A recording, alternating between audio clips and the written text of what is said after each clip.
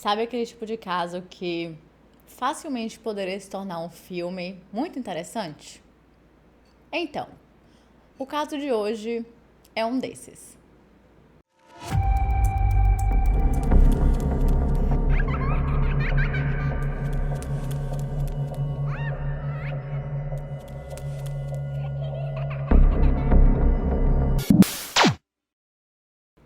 Oi, gente, sejam bem-vindos ao meu canal. Se você é novo por aqui, eu costumo falar sobre casos criminais reais nas sextas. E em alguns domingos eu falo sobre mitos e lendas enquanto eu maquio ou outras histórias. Então, se você gosta desse tipo de conteúdo, não se esqueça de se inscrever e deixar seu like, que é muito importante para a divulgação do canal, principalmente se você faz isso logo no comecinho do vídeo, tipo agora. E caso você tenha alguma sugestão de casos criminais, mitos, lendas ou basicamente qualquer tipo de história, é só comentar aqui embaixo que eu anoto tudo e tento trazer o mais rápido possível. E caso você também tenha uma história real de um caso criminal que aconteceu com você, com a sua família ou até mesmo na sua cidade, ou quem sabe um evento mais paranormal do jeito que a gente tanto ama, é só enviar por e-mail ddmeia-noitestories@gmail.com. Porque quem sabe, a sua história pode ser contada no nosso próximo episódio, ou depois da meia-noite. Mas eu já estou falando demais, então chega de blá blá e vamos pro caso de hoje.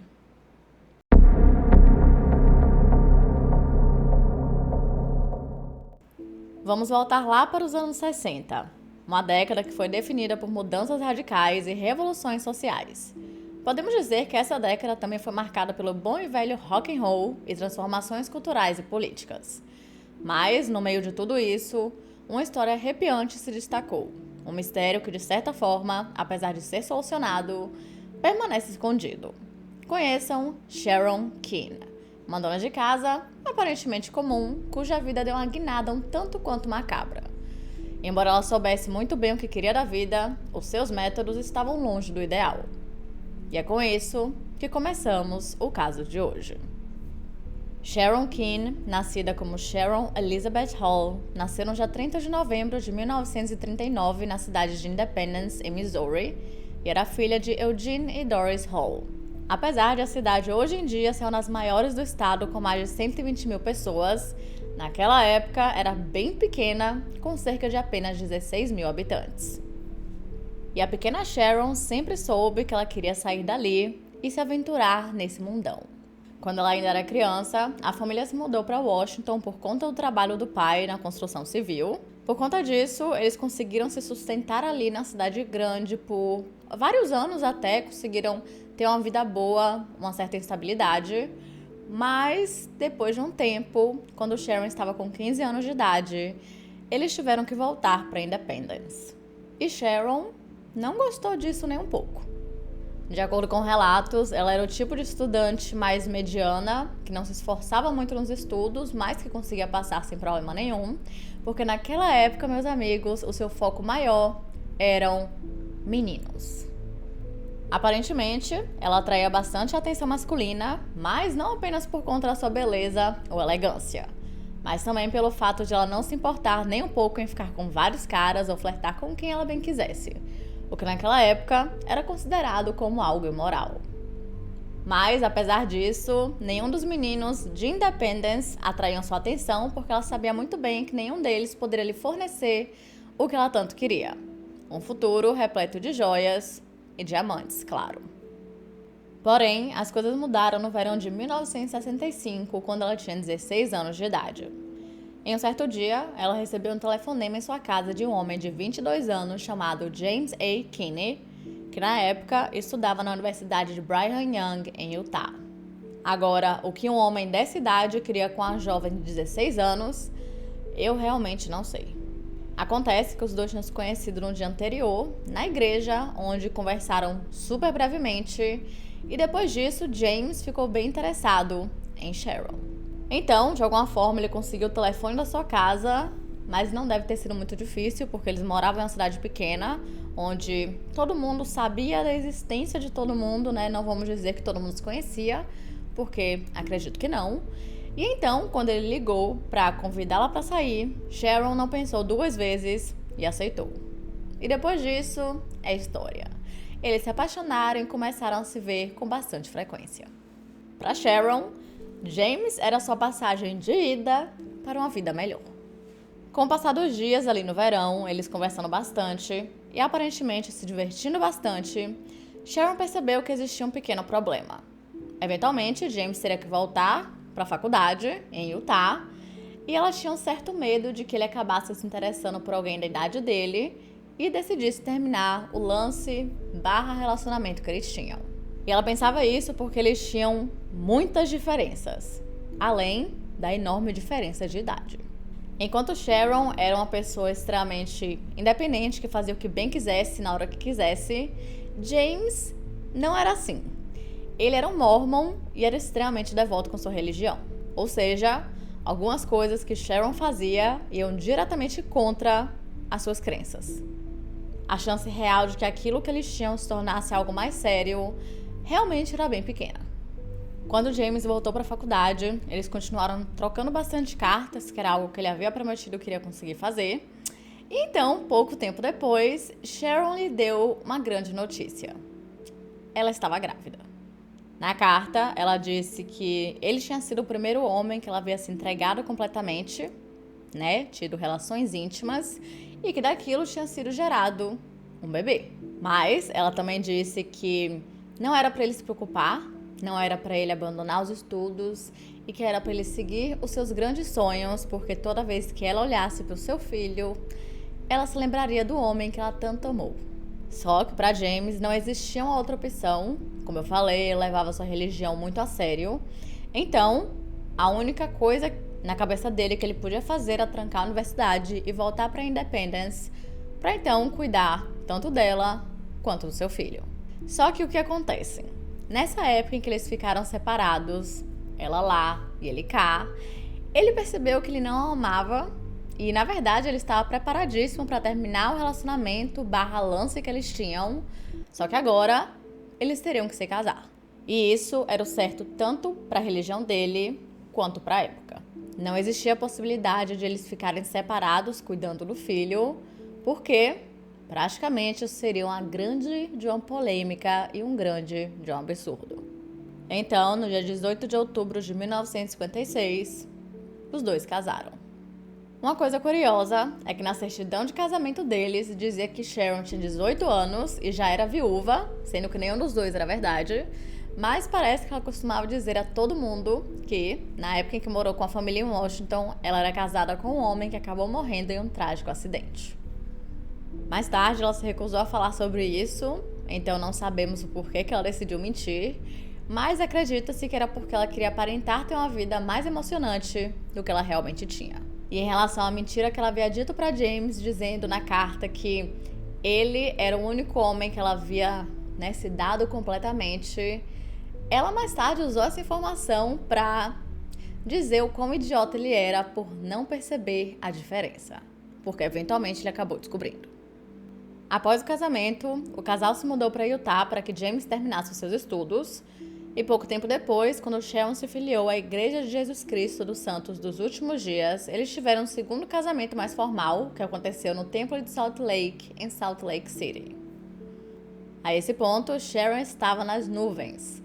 Ela estava casada com um cara mais velho que tinha um grande potencial para ser muito bem sucedido e, mais importante, ela não morava na sua pequena cidade.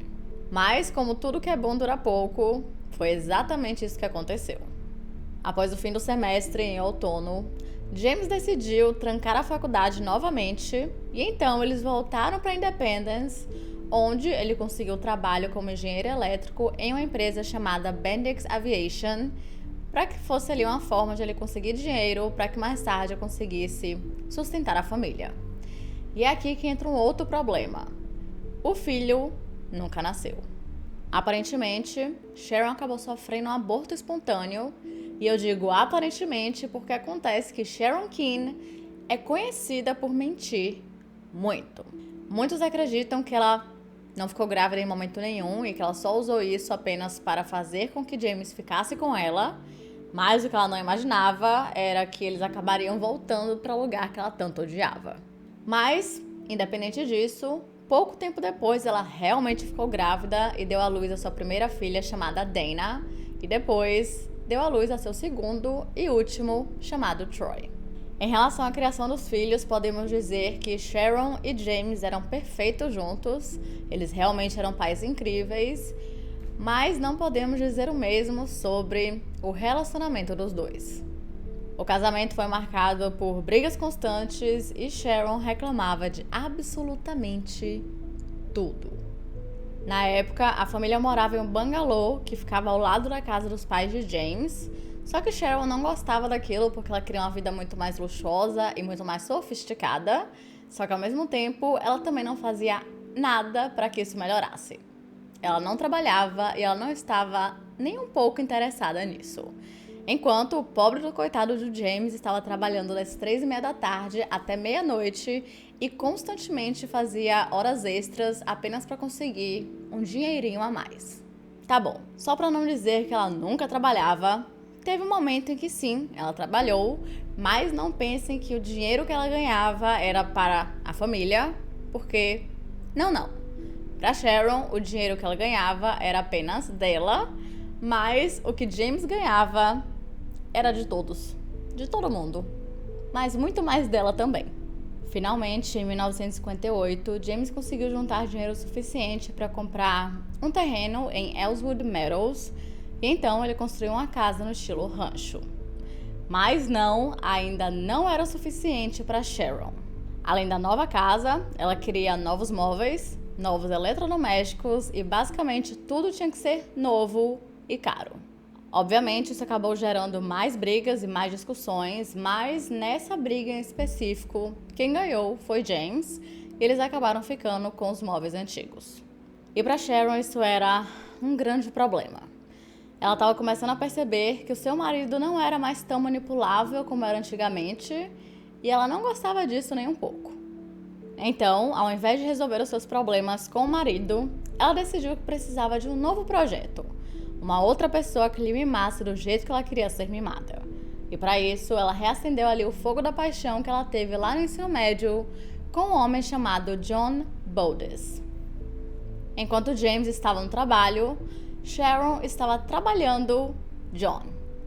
Se é que vocês me entendem. No começo, os dois ficavam se pegando ali dentro do carro, só que eventualmente Sharon começou a se cansar disso e então esses encontros começaram a acontecer na sua própria casa, na cama onde ela dividia com James. E então, quando John parou de ser tão interessante assim de novo, porque já não era mais uma novidade, algo emocionante, ela começou a frequentar pubs locais e encontrava outros homens.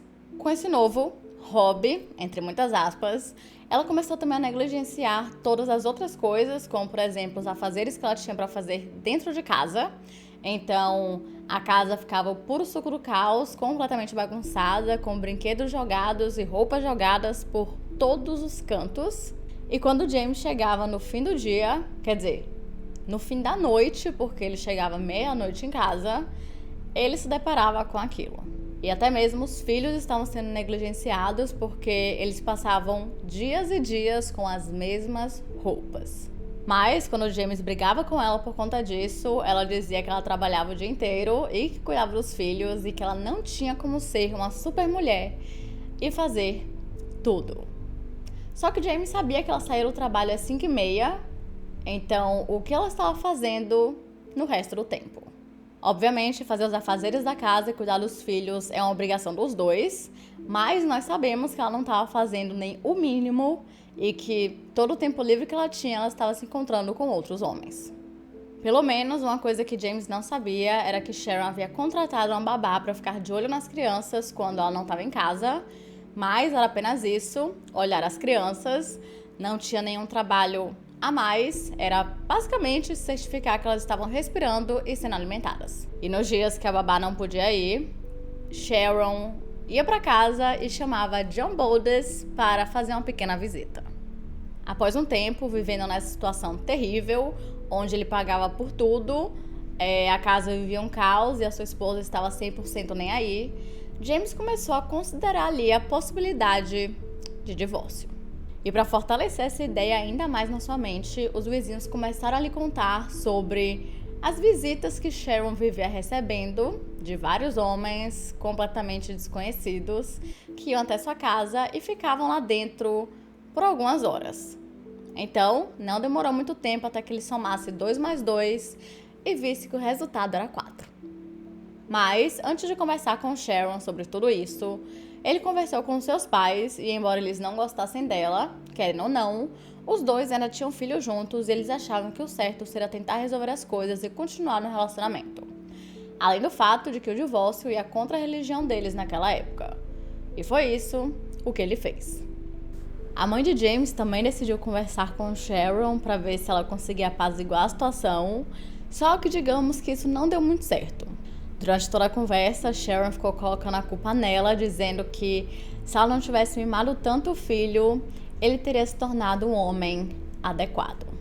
E não, ela não falou isso de uma forma educada e tranquila, ela falou de uma forma bem grosseira, na verdade, e até soltou alguns xingamentos que definitivamente fizeram a situação que já estava ruim ficar ainda pior. E para piorar, ela bateu a porta na cara da sogra. Pois é.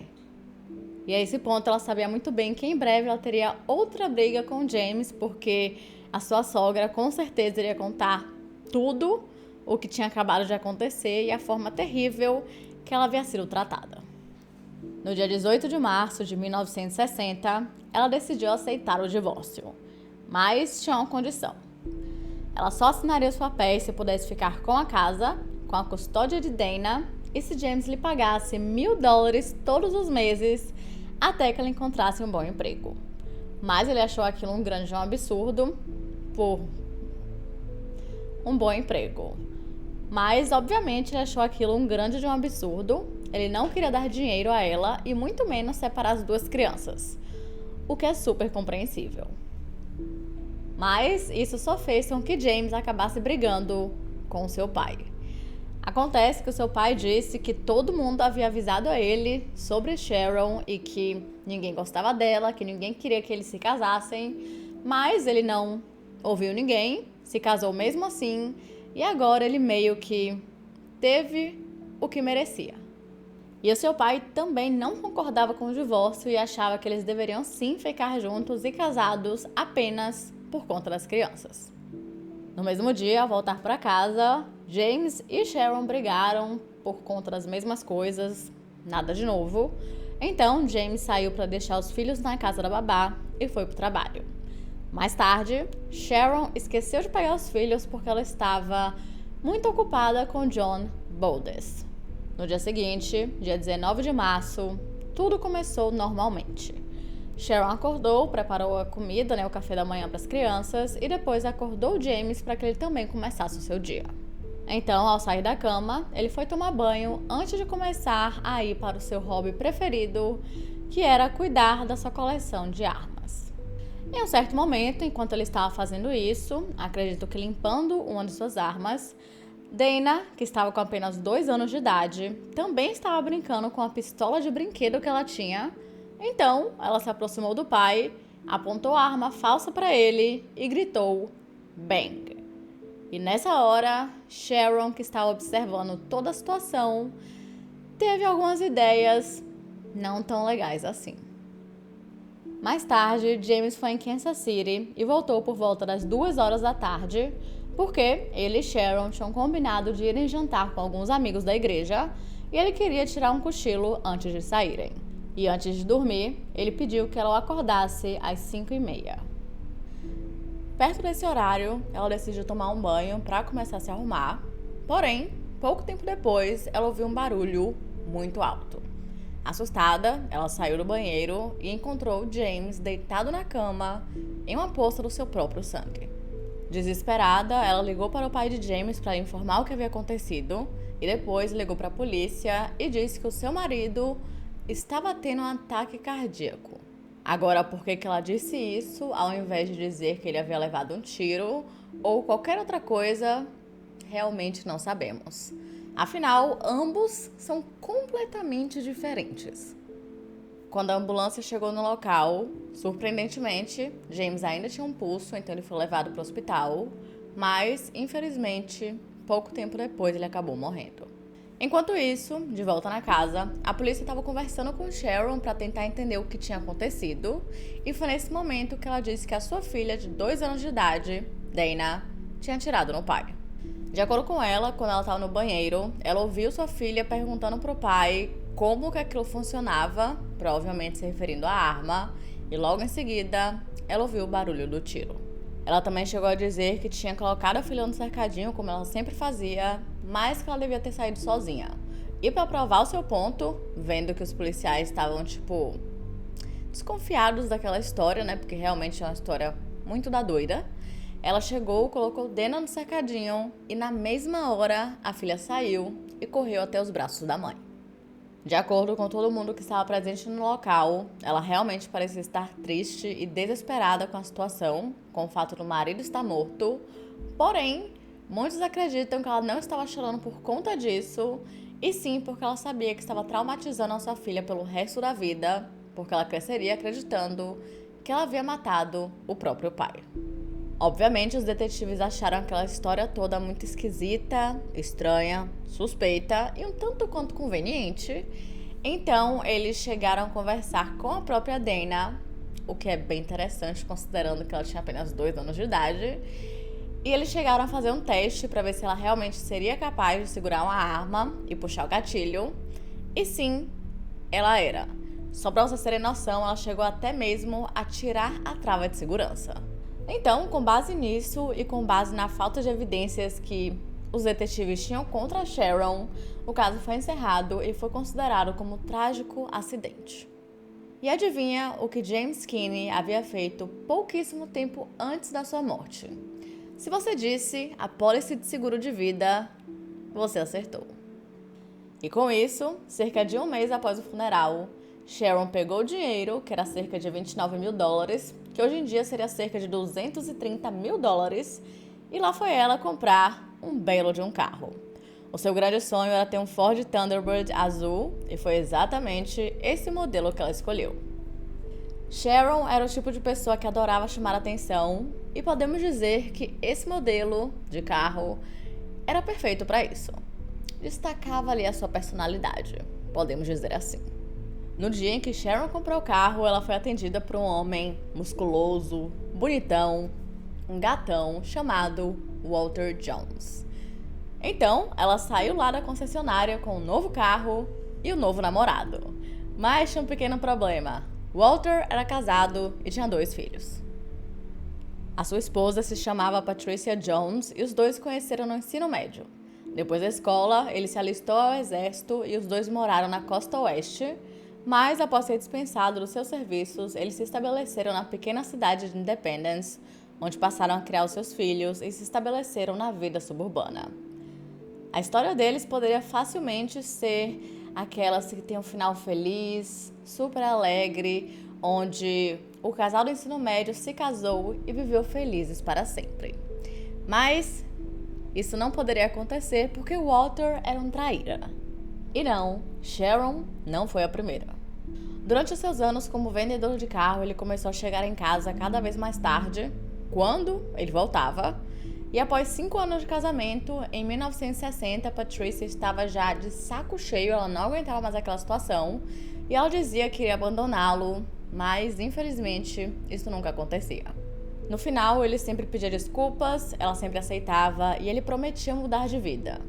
Mas isso nunca aconteceu e eventualmente ele conheceu Sharon Keane. Após comprar um novo carro, Sharon também comprou uma outra coisa, uma arma.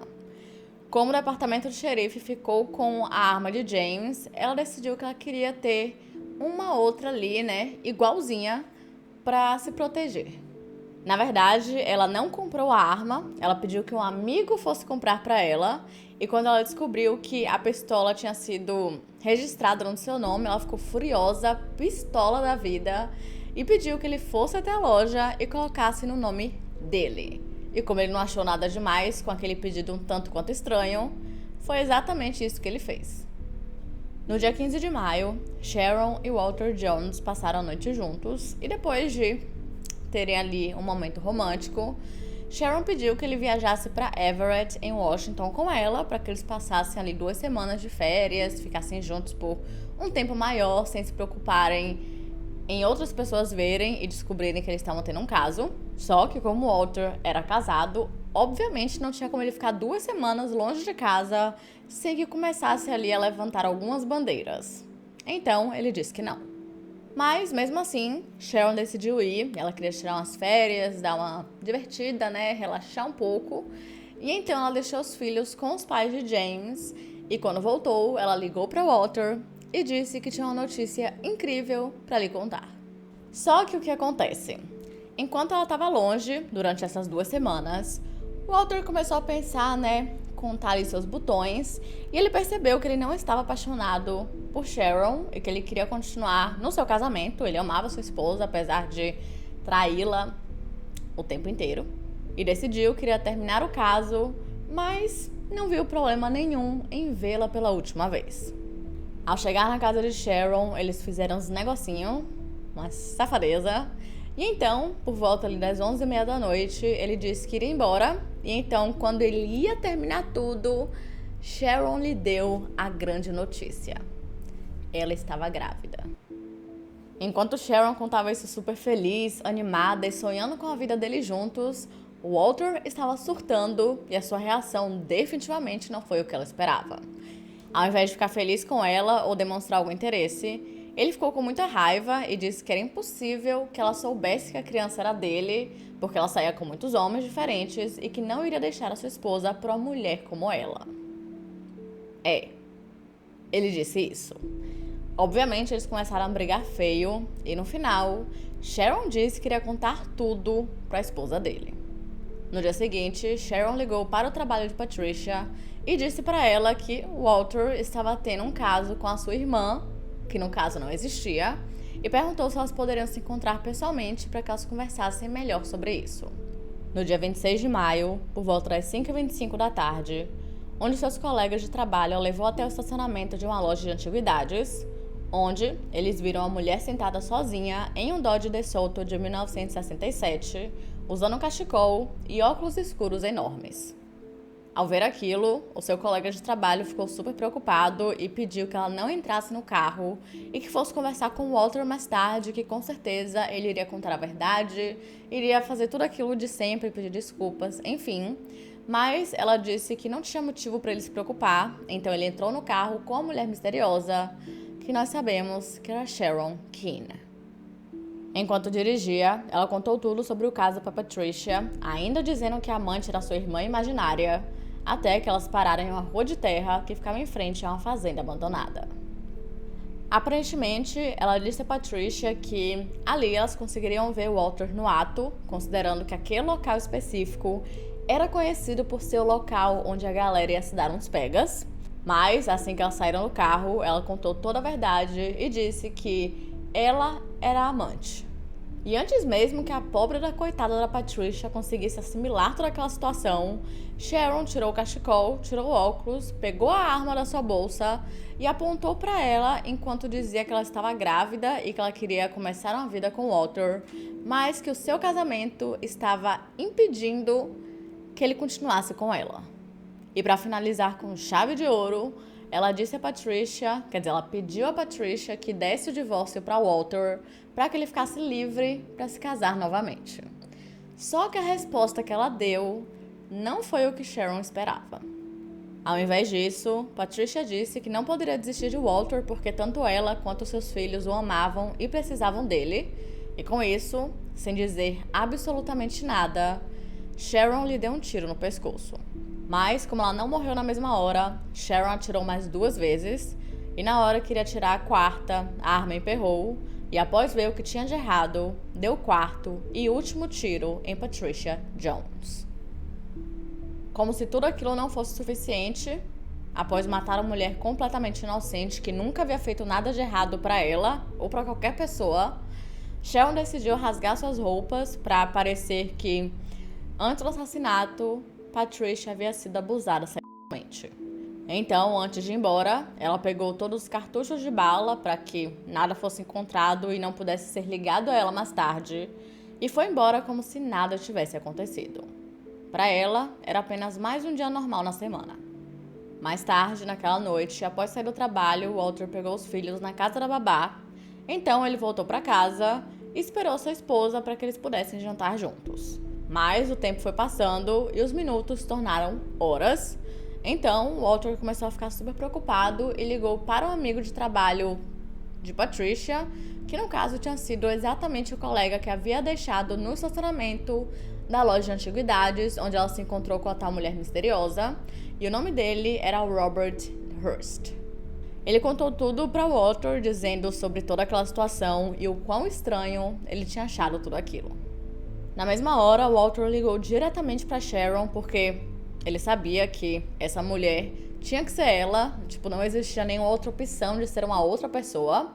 E Sharon disse que realmente tinha ido conversar com Patricia e contado tudo sobre o caso e sobre a gravidez, mas ela teve a cara de pau de dizer que ela nunca faria nada com Patricia, porque a única pessoa que ela queria ferir era ele. Mas Walter, que não era burro nem nada, não acreditou em uma única palavra que ela disse e começou a gritar com ela no telefone. Porém, Sharon, que definitivamente não era a pessoa mais calma do mundo, permaneceu ali super tranquila, na maior paz do mundo, super de buenas, dizendo que elas apenas tinham ido conversar e que depois ela deixou Patricia a alguns quarteirões de sua casa por volta das 6 horas da tarde. Quando os dois desligaram o telefone, Walter acabou dormindo no sofá, rezando para que aquela história fosse real e esperando que a sua esposa apenas tivesse ficado com raiva e que teria decidido dormir em um hotel e que no dia seguinte tudo estaria bem e ela estaria de volta. Mas quando ele acordou na manhã seguinte e ainda não tinha nenhum sinal dela, ele começou a ficar extremamente preocupado, ainda mais do que ele estava. Então, sabendo que Sharon estava escondendo alguma coisa, que ela com certeza sabia de mais informação, talvez soubesse onde Patricia estava, ele ligou para ela e os dois combinaram de se encontrarem pessoalmente. E ele achava que, se eles estivessem ali cara a cara, ela contaria para ele tudo o que sabia. Assim que ele entrou no carro de Sharon, ele pegou sua bolsa e começou a jogar tudo no banco, à procura da pistola que ele sabia que ela tinha. Mas, como não encontrou nada, ele continuou questionando sobre a esposa e ela continuou negando tê-la machucado. Eventualmente, ele ficou com tanta raiva que puxou um canivete do seu bolso e colocou contra sua garganta, ameaçando matá-la se ela tivesse feito alguma coisa com Patricia. E a única reação que ela teve disso foi repetir tudo que ela já havia dito antes e dizer, ou melhor, prometer que iria ajudar a procurá-la. Depois disso, ela o deixou em casa e foi direto para a Avenida Norwood, onde ela bateu na porta de ninguém mais, ninguém menos que o seu namorado / ex-amante, John Boldes. A esse ponto eu realmente estou ficando confusa. Eu acho que eles ainda estavam tendo um caso, mas eu não tenho certeza. Ao abrir a porta, ela pediu desesperadamente que ele ajudasse a procurar a sua amiga, entre muitas aspas, como se ela não soubesse exatamente onde ela estava. Precisamos admitir que essa mulher era realmente uma ótima atriz. Mas enfim. Em seguida, os dois começaram a dirigir pela cidade à procura de Patricia, mas não demorou muito tempo até que John percebesse que Sharon não parecia estar tão preocupada ou interessada assim, e ele apenas achou que ela tivesse dado essa desculpa para ficar um tempo com ele. Então, John, se sentindo gostosão, disse para eles irem para o tal ponto de pegação que era exatamente perto da fazenda abandonada. Os dois chegaram lá poucos minutos após a meia-noite e logo após Sharon sair do carro, ela deu um grito e apontou para alguma coisa no chão perto dos arbustos. E quando John chegou mais perto para verificar o que ela estava vendo, ele se deparou com o corpo de Patricia Jones.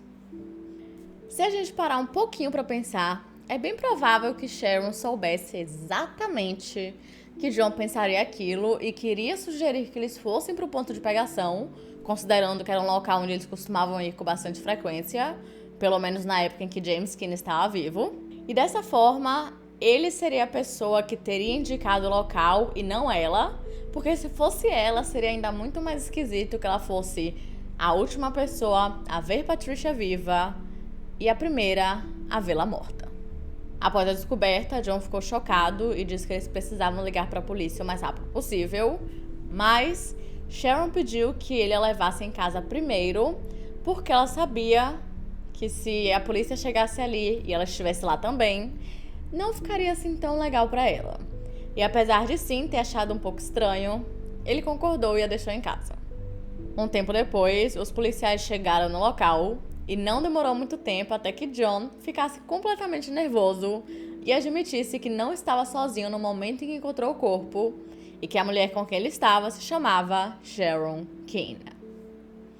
Na manhã do dia 28 de maio, a polícia ligou para Walter Jones e lhe deu a notícia, e então eles pediram que ele fosse até a delegacia, afinal ele era o marido, e nós sabemos que o marido sempre acaba sendo o principal suspeito.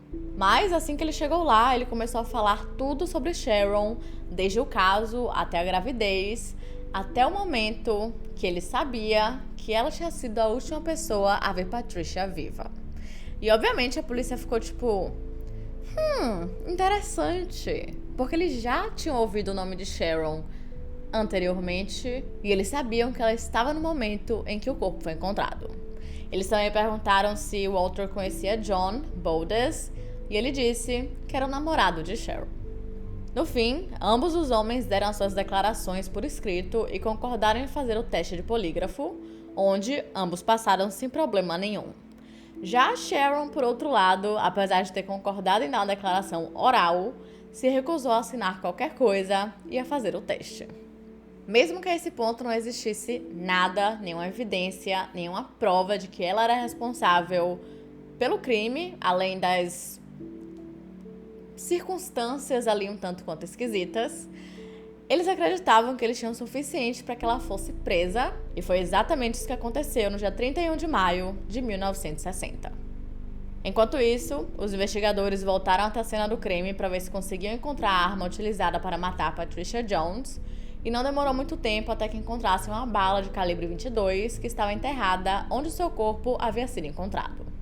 Como eles sabiam que ela havia recebido 4 tiros, eles precisaram entrar em contato com o legista para ver se ele havia encontrado os outros 3. E é aqui que entra um problema.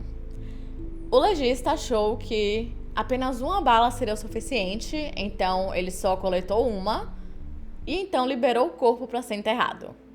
Por conta disso, eles tiveram que exumar o corpo para conseguir pegar as outras balas. No dia 18 de julho, Sharon foi libertada da prisão após pagar a fiança de $24 mil, considerando que as evidências contra ela eram 100% circunstanciais. Mas, como existia ali uma suspeita em cima dela de que ela era responsável pelo crime, logo em seguida as pessoas começaram a questionar se a morte do seu marido, James Keene, também não era uma obra sua. Porém, como existiam ainda menos evidências contra ela no caso de James, as autoridades decidiram que ela seria julgada separadamente pelos 2 crimes. Porque assim, dessa forma, existia uma maior chance de que ela fosse presa. O seu julgamento deveria começar em janeiro de 1961, mas foi adiado para 12 de julho do mesmo ano, considerando que a esse ponto a sua gravidez já estava extremamente avançada, porque sim, era real, ela estava grávida, e a sua filha nasceu exatamente nessa mesma época. E o seu nome era Marla Christine Keene. Mas, meus amigos, até hoje não sabemos quem é o pai de Marla, se era John, se era Walter ou se era um outro cara desconhecido. Durante seu primeiro julgamento, porque sim, existiram vários, a promotoria retratou como uma amante ciumenta que decidiu matar a esposa como uma forma de vingança por ele terminar o relacionamento. E apesar de ser um motivo bem forte, como eu falei, não existiam evidências para provar que ela era assassina. E só para vocês terem noção, após os testes da arma, nem foi confirmado que a arma de Sharon era a arma utilizada para matar Patricia. Então nem isso eles tinham. O tempo inteiro, enquanto as testemunhas falavam, enquanto a promotoria falava, enquanto todo mundo falava, Sharon se manteve ali, plena, calma, tranquila, e ela parecia mais preocupada em ajeitar o batom e ajeitar o cabelo para aparecer bonita no jornal.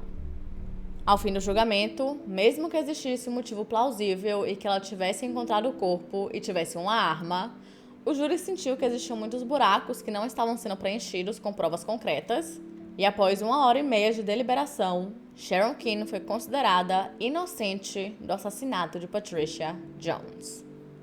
O julgamento pelo assassinato de James Keane começou em janeiro de 1962, e tanto Sharon quanto seus advogados tinham certeza absoluta que o resultado seria o mesmo. Mas, para surpresa de todos, John Bowdes testemunhou contra ela e disse que pouquíssimo tempo antes da morte de James, ela havia dito que estava disposta a pagar $1.000 para que alguém o matasse. Pois é. A acusação chegou a alegar que ela havia matado o marido porque ela tinha medo de perder a custódia dos filhos e também porque ela sabia muito bem que se ele morresse, ela receberia uma boa grana por conta disso. Já os seus advogados disseram que na investigação inicial foi determinado que tinha sido um terrível acidente e também chegou a chamar várias testemunhas que duvidaram ali da confiabilidade de John Bowdes e também que afirmavam que Dana Keane, a filha de 2 anos, tinha sido responsável por puxar o gatilho.